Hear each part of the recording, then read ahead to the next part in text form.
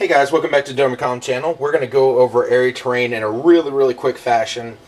This is an example of some of the terrain pieces that Wargame Painting builds. They're very playable, and by that I mean that you won't have to worry about wobble rules, guys staying up there without any problem. It just makes for very clean terrain by not having a whole bunch of slanted areas moving away from the terrain. You never have the problem where a guy's having to stand here and possibly have to lay him down because you don't want your models to break or anything. The terrain is just very clean.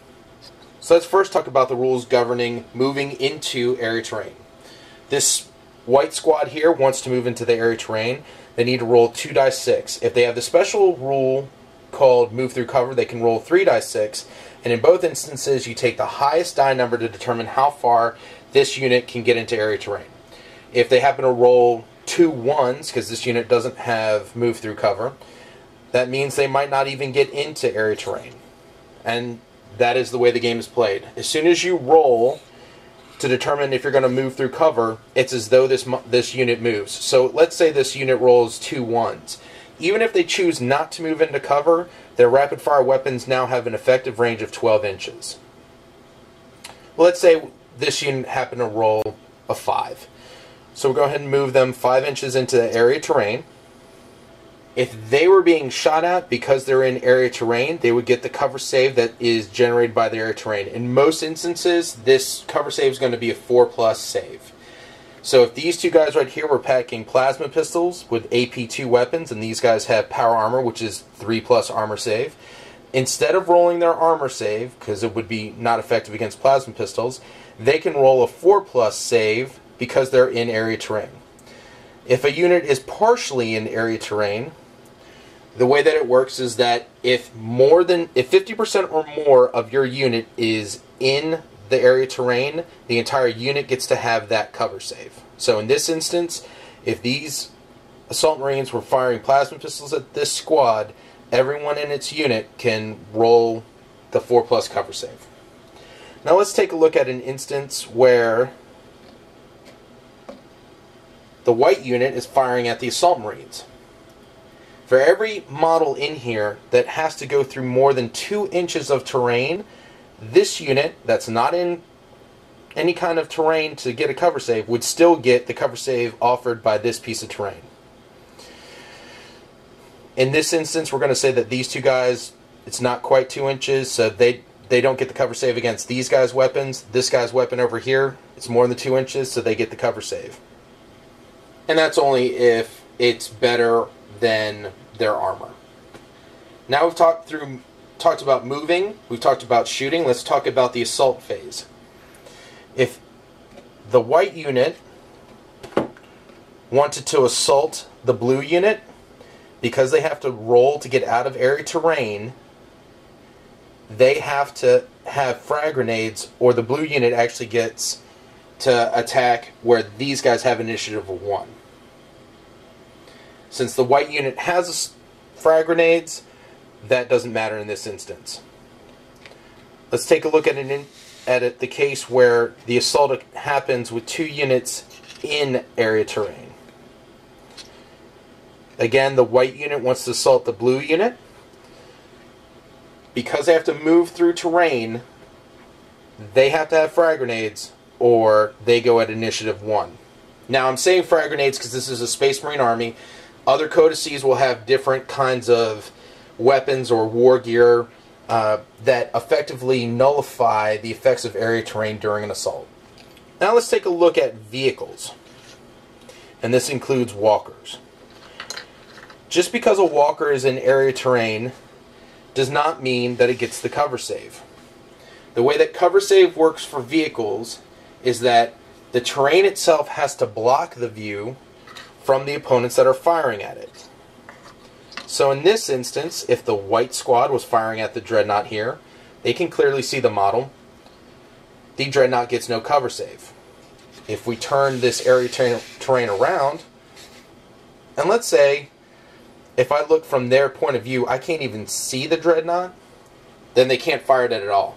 If the terrain obscures 50% or more of the side of the vehicle that these guys are firing into, then the Dreadnought would get a 4+ cover save. There's a special case here where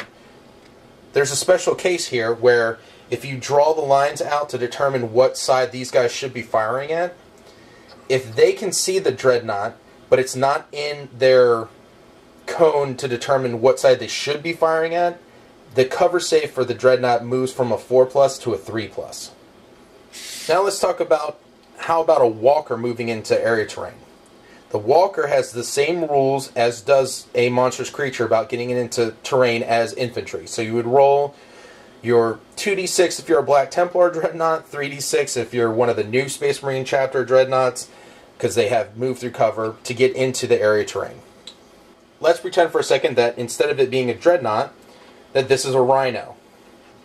Instead of rolling to see how far you can move into area terrain if you're a tracked vehicle, you get your full 6 inches, but at the moment you enter into area terrain, you have to roll a die 6. On a roll of 1, the tracked vehicle stops and is immobilized. If it rolls a 2 through 6, it can get up into the area terrain as much as the 6 inches will allow. Let's talk about jump infantry in terrain. If jump infantry, or similar skimming type vehicles, enter in terrain, like they had a movement phase where they jumped into area terrain, upon entering the area terrain, they have to take a dangerous terrain test. On a roll of 1, they take an automatic wound. When they jump out of area terrain, they have to take a dangerous terrain test. And they take a wound on a roll of 1. How many dice do you roll? Depends how many are jumping in. So let's say in this case, these 2 guys are jumping into area terrain. You would roll 2 dice, assuming that they have the same war gear and they have no different features. You'd simply roll 2 dice, and if you rolled a 1 on either one of these guys, it would be an unsaved wound, and in this case, since it only has 1 wound, it would be removed from the board. For skimming vehicles, if they fail if they roll a 1 for the dangerous terrain test moving in or out of area terrain, then what happens is that the vehicle is immediately immobilized. Special note, Assault Marines don't have to jump. Let's say you're in this instance where you just want these guys to get, these Assault Marines to get into area terrain. All you'd have to do is roll 2d6 and run them in. That's another rule that we need to cover. The run rule. This is moving during the shooting phase. For runs, you roll 1d6. They're not impacted by terrain. So these guys jumped here. Now they want to get into area terrain instead of firing, so they use a run rule. They roll 1d6, and let's say they ended up getting a 3. They're now moving 3 inches into the area terrain, and it's done. That's pretty much everything you need to know about area terrain. Really quick and sweet. Let's do one quick discussion, and we're going to be posting this video. Okay guys, quick note about the video. This is the video you need to respond to with your video responses in order to be entered into a giveaway where you'll get a full-blown set of Wargame painting terrain. It's fantastic stuff, easy to play on. You want rules governing what the video should be? Take a look at some of my earlier videos.